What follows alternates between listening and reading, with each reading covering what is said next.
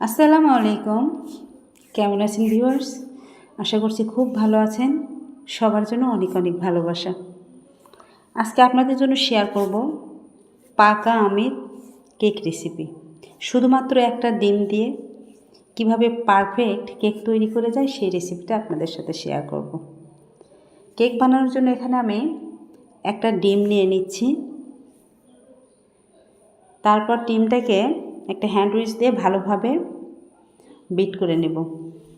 আপনাদের কাছে electric better থাকলে ভালো হয়, তাহলে খুব তাড়াতাড়ি এটাকে ফোম করা যায়। আমি এটাকে একটু ফোম হয়ে আসা পর্যন্ত নাড়াচাড়া করতে থাকব।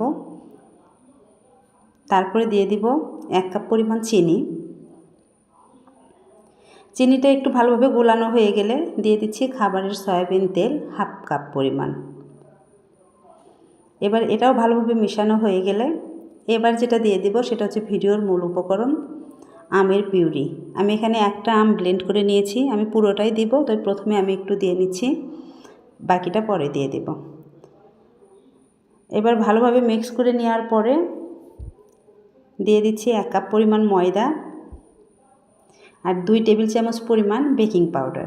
এই কেক বানানোর জন্য বেকিং পাউডার পরিমাণটা একটু বেশি দিতে হয়।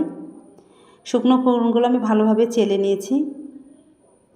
এবার সবগুলো উপকরণ একসাথে ভালোভাবে বিট করে নেব। আপনারা চাইলে এখানে ম্যাঙ্গো ফ্লেভার দিতে পারেন, বাট আমি দেই নাই, কারণ আমার কাছে অরিজিনাল আমের যে ফ্লেভারটা এটাই ভালো লাগে।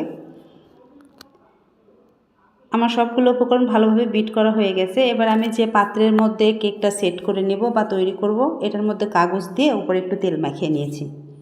তারপর সবগুলো বেটার পাত্রের মধ্যে ঢেলে দিলাম।